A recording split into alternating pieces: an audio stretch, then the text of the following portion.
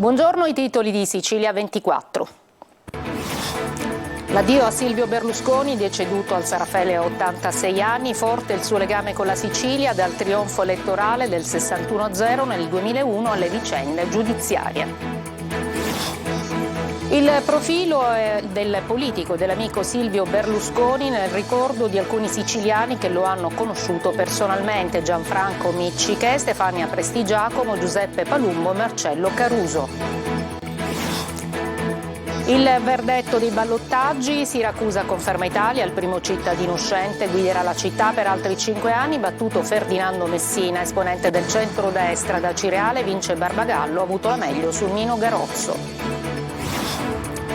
Rapina e spari a Catania, 2 passanti disarmano e bloccano un ladro che con un complice aveva assaltato una gioielleria in viale Mario Rapisardi.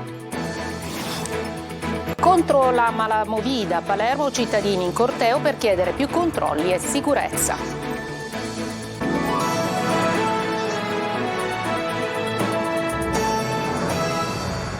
Buongiorno, benvenute e benvenuti a questa edizione mattutina di Sicilia 24. Lo sentivate dai titoli: Silvio Berlusconi è morto ieri mattina all'ospedale San Raffaele di Milano all'età di 86 anni. La storia politica e personale dell'ex premier, leader di Forza Italia, è fortemente intrecciata con la Sicilia, dal trionfo elettorale del 61-0 nel 2001 alle vicende giudiziarie. Sentiamo Luca Ciliberti. Silvio Berlusconi è morto all'ospedale San Raffaele di Milano a causa della leucemia che non gli ha lasciato scampo. Aveva 86 anni e mercoledì prossimo, in occasione dei suoi funerali, per l'Italia sarà lutto nazionale. È stato per 30 anni il leader indiscusso dei moderati, il leader carismatico capace di spostare il consenso con la sua presenza in campagna elettorale. Silvio Berlusconi per la Sicilia ha rappresentato il cambiamento, dalla discesa in campo del 1994 al 61-0 delle politiche del 2001 e poi successi in tutte le competizioni dove Forza Italia presentava i suoi candidati. Fino al 2011 è stato leader indiscusso della politica italiana. L'Italia è il paese che amo. Qui ho le mie radici, le mie speranze e i miei orizzonti. La Sicilia era letteralmente un granaio di voti per gli azzurri e i siciliani amarono Berlusconi politico e imprenditore che regalava all'isola una visione di futuro, di un nuovo miracolo italiano, dal 1.000.000 dei posti di lavoro al ponte sullo stretto. Care amiche, cari amici, oggi vi parlo del ponte sullo stretto di Messina, una grande opera che è indispensabile per rendere più unito e più moderno il nostro paese. Il primo bagno di folla alla Fiera del Mediterraneo a Palermo era il 20 marzo del 1994. Al suo fianco i fedelissimi di Publitalia 80, Marcello Dell'Utri e Gianfranco Micciche. La Sicilia alle elezioni politiche di 6 giorni dopo tributò un plebiscito per il partito del Cavaliere. 21% il dato nazionale, 34% quello siciliano. Nel 1996 arriverà al suo fianco anche Renato Schifani. Presidente Berlusconi, chi vincerà le elezioni in Sicilia? Sicuramente noi. Storica la vittoria del centrodestra alle politiche del 2001, quando si votava con il Mattarellum. I 61 collegi uninominali, 41 alla Camera e 20 al Senato, furono vinti dalla coalizione guidata proprio da Silvio Berlusconi. A Catania, nell'epopea berlusconiana, il sindaco per 2 volte fu il professor Umberto Scapagnini, di origine napoletana e medico personale di Silvio Berlusconi. Per lui arrivò al porto la nave delle libertà con tanto di investitura formale. Negli ultimi anni, dopo l'esperienza nel partito unico del PDL, Forza Italia aveva perso il consenso, diviso in fazioni guidate da personaggi politici che ne avrebbero voluto ereditare la guida. Tra tutti il siciliano Angelino Alfano, che Berlusconi però non ha mai riconosciuto come il suo delfino, e poi le lotte intestine proseguite ad ogni elezione nazionale. Alle ultime politiche più di un malumore per la candidatura a Marsala della sua compagna Marta Fascina. Pochi mesi fa proprio Berlusconi, su pressione di Renato Schifani, nominò il nuovo commissario di Forza Italia in Sicilia, Marcello Caruso, al posto del suo tanto amato Gianfranco Micciche. Ma la storia di Berlusconi in Sicilia sarà ricordata anche per le vicende giudiziarie, come la condanna del suo ex braccio destro Marcello Dell'Utri, a cui è intrecciata la vicenda di Vittorio Mangano, boss della mafia, conosciuto come lo stalliere di Arcore, o quella del senatore Antonio Alì, considerato vicino al mandamento di Trapani. L'ultima visita a Palermo nel 2019 è stata infatti nell'aula bunker del Lucialdone, dove si avvalse della facoltà di non rispondere, chiamato a deporre nel processo trattativa Stato-mafia dopo la citazione da parte della difesa di Marcello Dell'Utri. Tanti dunque, lo sentivate nel servizio, i fedelissimi siciliani di Silvio Berlusconi, da Gianfranco Miccichea a Stefania Prestigiacomo, che furono ministri nei governi appunto presieduti da Berlusconi, a Pippo Palumbo, parlamentare per 5 legislature con la prima Forza Italia, fino a Marcello Caruso, nuovo coordinatore regionale del partito. Per tutti Berlusconi era l'uomo che sapeva comprendere i bisogni degli italiani. Le interviste sono di Luca Ciliberti. Onorevole Miccichè, lei ha passato tutta la sua vita praticamente accanto al Cavaliere, prima la carriera professionale, poi quella politica. Che ricordo ha dell'uomo? È stato talmente importante che non posso che piangere una delle persone che mi ha costruito, che mi ha fatto, come dire, ci sono stati mio padre e mia madre ovviamente, ma poi dal punto di vista lavorativo e politico non c'è dubbio che il padre che ho avuto si è chiamato Silvio Berlusconi. Se il Paese l'avesse capito e l'avesse seguito, oggi questo Paese sarebbe in uno stato di sviluppo certamente più avanzato. Lo ricordo e lo ricorderò sempre, non solo con l'affetto e con l'amore che mi sono spontanei, ma con il pensiero di essere stato accanto alla persona più importante che ci sia stato veramente negli ultimi secoli in questo Paese. Oggi per me è una giornata di profondo lutto personale, per cui il lutto politico si mescola al dolore profondo che provo per aver avuto il privilegio di conoscerlo molto da vicino, di essere stata al suo fianco per tanti anni in Parlamento, al governo. Penso che Silvio Berlusconi ci lasci in un momento molto delicato della vita del Paese, che forse proprio oggi ci sarebbe stato un grandissimo bisogno di lui, della sua esperienza, della sua levatura, della sua capacità di tessere rapporti con le potenze straniere. Ecco, Silvio Berlusconi lascia un enorme vuoto e oggi io assieme a tutta la comunità politica di Forza Italia piangiamo il nostro grande presidente. È uno dei ricordi, dei primissimi ricordi che ho di Berlusconi, quando ci consegnò a tutti i candidati nel 94, quando ebbimo quel clamoroso risultato in Sicilia del 61-0, che era l'Italia che ho in mente e su cui tutti noi ci siamo documentati e istruiti negli anni per me 20 della politica fatta in Parlamento. L'ho conosciuto sempre come un uomo e l'ho apprezzato come un uomo che molti non conoscono, molto generoso e molto attaccato alla sua nazione. Chi gli è stato vicino ha saputo sempre qual era il vero Berlusconi e che cosa ha fatto per la nostra nazione. Lui mi chiamava spesso con l'altro amico suo intimo che era Umberto Scapagnini, grande amico mio pure, e spesso anche per, come possiamo dire così, consulti brevi, medici eccetera, perché si fidava molto di Umberto e anche di me. Sarà una grande mancanza anche per la Sicilia, terra a cui lui era profondamente legato, per cui per noi oggi è un giorno di cordoglio, ma sul suo ricordo costruiremo ancora una politica fondata sui valori che lui ha lasciato in ognuno di noi. Grazie Presidente e sicuramente onoreremo il tuo lavoro. Al di là delle idee politiche, Berlusconi era certamente un personaggio di grande popolarità. Siamo andati a raccogliere le impressioni dei catanesi dopo la sua scomparsa. Simona Mazzone. Al di là di ogni schieramento politico, indubbiamente Silvio Berlusconi è stato il presidente del popolo, era amato, era odiato e anche la sua morte divide l'opinione pubblica. Abbiamo sentito cittadini sia catanesi che stranieri sicuramente addolorati da questa scomparsa. Molti di loro però hanno ribadito come Berlusconi in vita fosse stato un grande uomo e soprattutto un grande imprenditore. Mi dispiace perché comunque ha fatto la storia dell'Italia, quindi sono veramente dispiaciuto. Un grande uomo, sicuramente a prescindere da quello che può essere stato giudicato in termini di suo operato, sicuramente un grande imprenditore che ha dato tanto all'Italia. Mi spiace molto, per carità, sicuramente, l'ho saputo proprio al telefono 2 minuti fa perché sono tornata adesso e non ne sapevo nulla. Io non lo conosco bene, non ho mai seguito le sue cose, so solo che in Italia era una persona grande, quando dico grande una persona diciamo potente. È l'unica cosa che sapevo su Silvio. Today is dead. Yes, I know. Sì, lo so. Non penso fosse una persona così brava e non sono sicura che lo piangeranno così tanto. But he was a great man or no? No. No, non per le donne. Su Silvio Berlusconi, che ricordo avete? Presidente del Milan. Non avrei fatto funerali di Stato.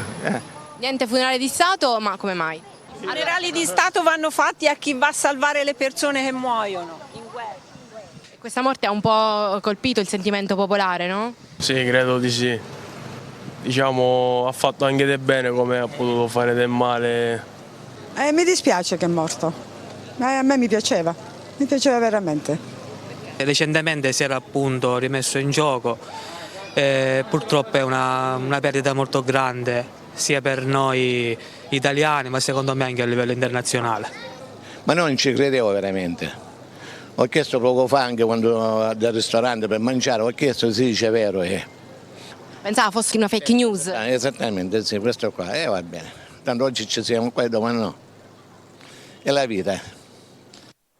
Voltiamo pagina, ci occupiamo della seconda tornata elettorale in Sicilia. È servito il ballottaggio per confermare il sindaco uscente Francesco Italia, che guiderà Siracusa per gli altri 5 anni. Batte il suo competitor Ferdinando Messina del centrodestra con oltre il 55% delle preferenze. Francesco Aloi. Il cammino di Francesco Italia continua, è servito il ballottaggio per riconfermarlo sindaco di Siracusa. Nella poltrona più importante di Palazzo Vermexio siederà per altri 5 anni. Una campagna molto dura, ma ce l'ha fatta, sindaco? Sì, ce l'hanno fatta i siracusani che mi hanno sospinto con il loro affetto per raggiungere un risultato tutt'altro che scontato. Siamo felici e grati. Durante lo spoglio tanti gli applausi per Italia quando il distacco dal suo competitor aumentava sempre più. Poi dal comitato ci si è spostati in Piazza della Repubblica. Adesso festeggio con tutti coloro che sono loro da festeggiare, che hanno portato me a questo risultato bellissimo, è giusto anche godere di questo momento. Un dato significativo è quello dell'astensionismo. Si è recato alle urne meno del 40% degli aventi diritto. Abbiamo vinto con un ampio margine, questo ci dà ulteriore convinzione, ulteriore fiducia sul fatto che si possa fare la politica senza basarsi sul calcolo. Partire dalle cose che non hanno funzionato durante lo scorso mandato e migliorare Siracusa, questo è l'obiettivo di Italia. Ferdinando Messina invece ha accettato la sconfitta prima della chiusura dello scrutinio. Per quanto mi riguarda ha funzionato tutto. Noi abbiamo proposto un'alternativa alla città, la città ha scelto in maniera diversa, ritenendo che l'amministrazione Italia e i suoi assessori dovessero proseguire in questo percorso amministrativo e noi ne prendiamo atto. Intanto sventolano le bandiere dell'Italia, non per la nazionale, ma per festeggiare il nuovo sindaco.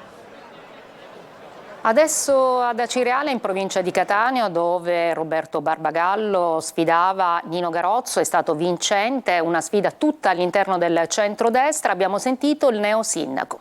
Ascoltiamo. Sì, è una vittoria molto sofferta, comunque con 4 candidati di buon livello, anche chi non è riuscito ad arrivare al ballottaggio, compreso l'avvocato Garozzo. E diciamo che adesso dobbiamo pensare alla città, dobbiamo pensare a riprendere dove avevamo lasciato nel 2018. La città ha tanto bisogno, lo abbiamo detto durante la campagna elettorale, abbiamo parlato solamente di programmi e nient'altro, e quindi adesso in questi giorni ci sarà veramente tanto da fare.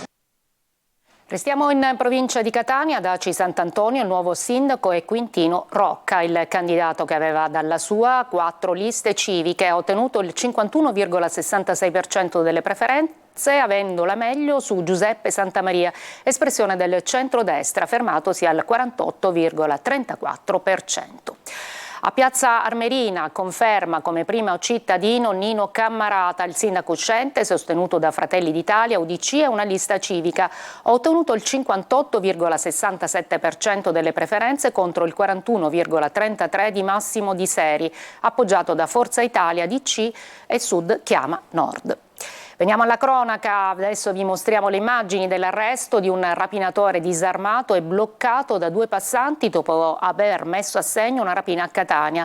In 2 sono entrati in una gioielleria del viale Mario Rapisardi. La fuga di un rapinatore è finita dopo pochi metri in via Mandrà, mentre il complice è riuscito a scappare. Sono in corso le indagini della polizia. Emanuela Corsi. La pistola a terra, il sangue, uno zaino per contenere la refurtiva. È quello che resta della tentata rapina in una gioielleria avvenuta questa mattina in viale Mario Rapisardi a Catania, sventata da alcuni uomini che si trovavano in zona. In 2, con il volto travisato e armati di pistola, hanno fatto irruzione in questo esercizio commerciale poco dopo l'apertura, alle 9:30 circa. Sono state le urla della commessa a mettere in allarme il quartiere, come ci raccontano alcuni testimoni. Non ho visto niente, ho visto solo una ragazza che gridava, sarà che era la commessa, e pensavo che era una lite veramente.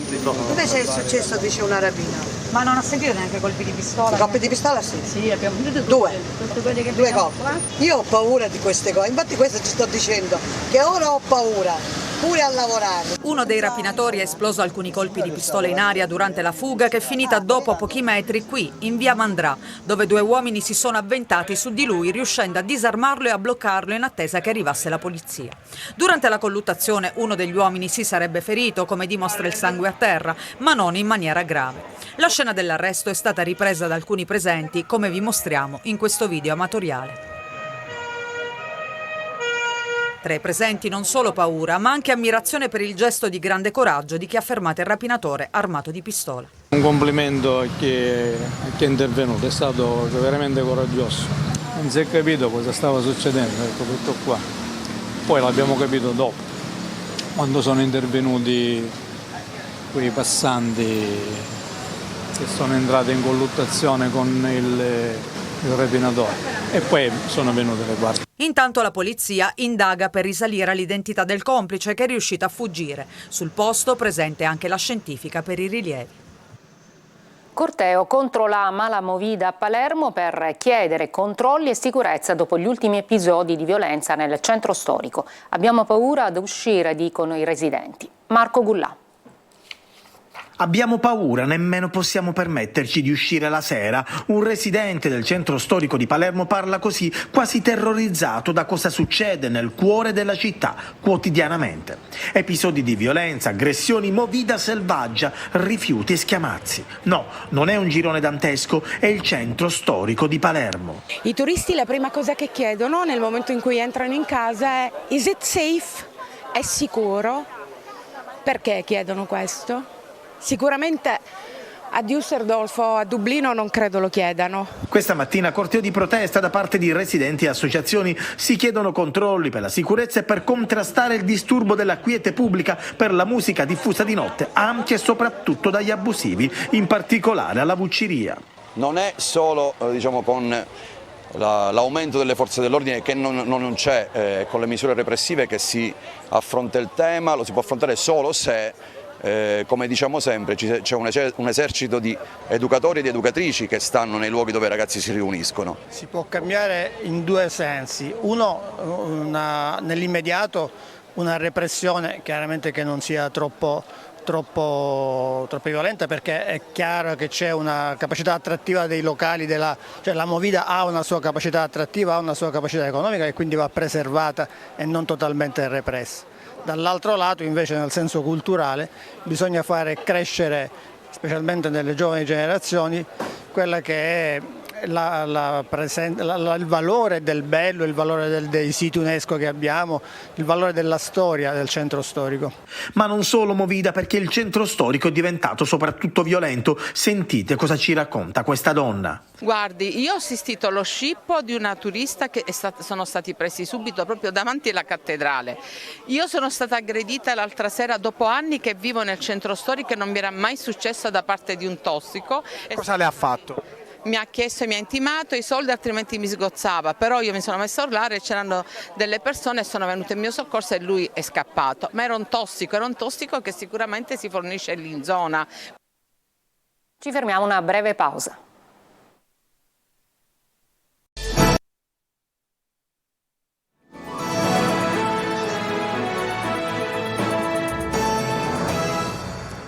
L'aumento spropositato dei costi di conferimento di rifiuti ha spinto 28 sindaci del Catanese a firmare un documento da inviare alla Regione siciliana perché intervenga. I primi cittadini si sono incontrati a Sant'Agata agli Battiati, comune promotore dell'iniziativa. Simona Mazzona.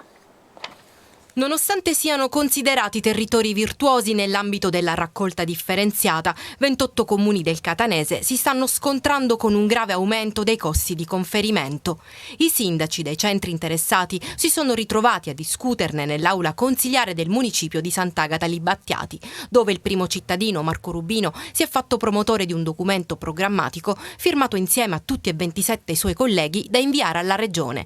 Se il servizio di conferimento prima costava 107 euro a tonnellata, adesso molti comuni lo pagano 380 euro, con un aumento di oltre il 300% che si abbatte sulle tasche dei cittadini. La SRR Catania Area Metropolitana, la società che si occupa della raccolta, presente all'incontro con il suo presidente Francesco Laudani, che ha già aperto un tavolo di confronto con l'assessorato competente. Con l'assessorato, la SRR nostra, ma comunque tutte le SRR siciliane, stanno rivedendo di riprogrammare i flussi dei rifiuti al fine di poter riprogrammare i conferimenti presso le poche discariche rimaste in Sicilia. Quindi c'è la possibilità che questi aumenti vengano bloccati? Dipende dalle capacità che ci sono all'interno della Sicilia, ma dipende anche da una corretta politica differenziata al fine di diminuire il quantitativo dell'indifferenziato. I tempi sono stretti e i sindaci quotidianamente si confrontano con i cittadini stanchi dei continui aumenti. Siamo qui ad invitare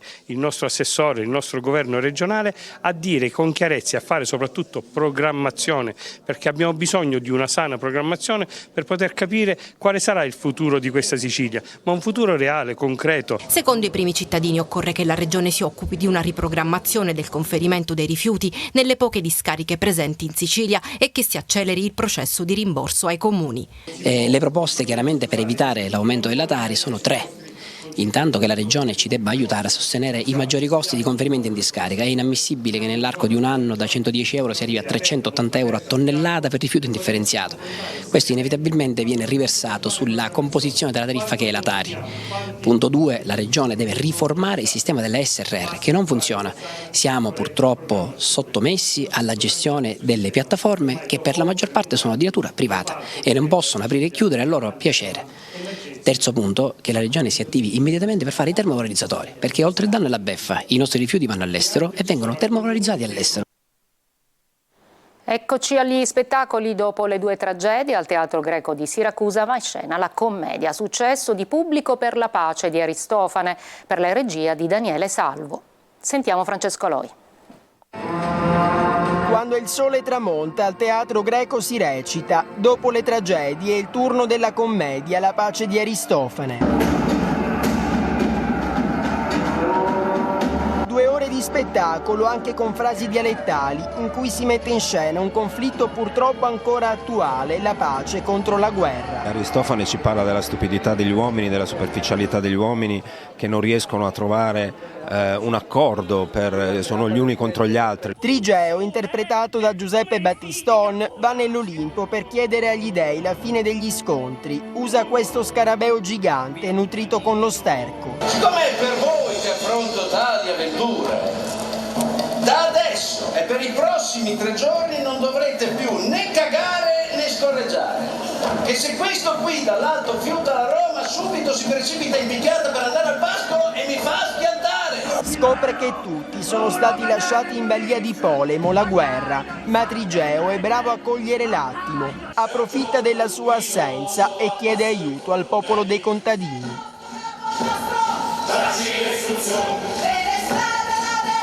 Così insieme liberano la pace, con lei anche Opora, dea dei frutti, e Teoria, dea delle feste.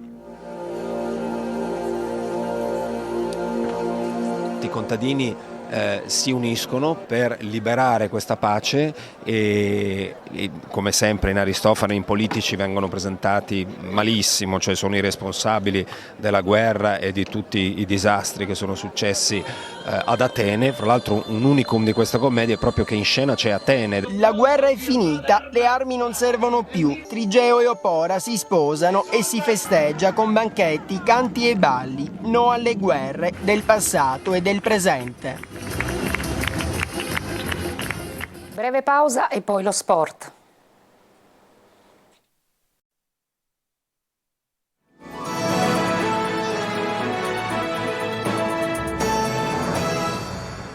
Il Catania Beach Soccer conquista la Coppa Italia sconfiggendo 3-1 il Pisa. Rossazzurri che centrano il 14° trofeo della loro storia e lanciano la sfida in vista del campionato. Marco Carli.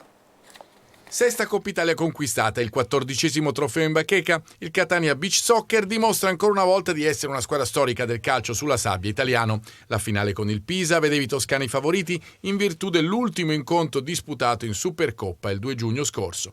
Invece hanno avuto la meglio con merito gli etnei, 3-1 il punteggio nell'atto conclusivo più spettacolare e avvincente della recente storia del Beach per quanto riguarda la Coppa Nazionale. Un gol per ogni periodo per la squadra guidata da Fabrizio Santos, primo tempo che si chiude con il vantaggio di misura dei rossazzurri grazie al primo gol stagionale del numero 11 ex sanbenedettese Percia Montani. Si succedono le occasioni fino alla rete di Be Martins che trova il portiere toscano fuori dalla porta. Ma non è finita. Nel terzo parziale arriva il gol di Bruno Xavier contestato dai rossazzurri che riapre definitivamente i giochi. Il Pisa ce la mette tutta ma deve arrendersi a pochi secondi dalla fine quando Giordani, a porta praticamente sguarnita, infila il 3-1 che vale vittoria e Coppa Italia, un successo dedicato anche al dirigente sportivo Santopalma recentemente scomparso. Ci aiutava tanto, è stato con noi, anche se non era con noi, era sempre all'interno della struttura, ci veniva a trovare, scambiavamo. Poi la dedico a tutte le persone che ci seguono e ci hanno dato grandi attestazioni di stima in questi mesi. E adesso si pensa al campionato, un altro palcoscenico su cui il Catania Beach Soccer vuole recitare da protagonista. Sicuramente ci tufferemo, adesso c'è un momento di stacco perché tra Coppa dei Campioni e nazionali ci sono degli eventi delle nazionali, quindi abbiamo prestato i nostri giocatori a tutte le nazionali, quindi poi ci ritufferemo, andremo a Ciro Marina e andremo prima a Catania, giocheremo prima a Catania in casa e poi a Ciro Marina e cercheremo poi di prendere il massimo di ogni cosa. È tutto per questa edizione di Sicilia 24, la prossima alle 14. Grazie per l'ascolto e buona giornata.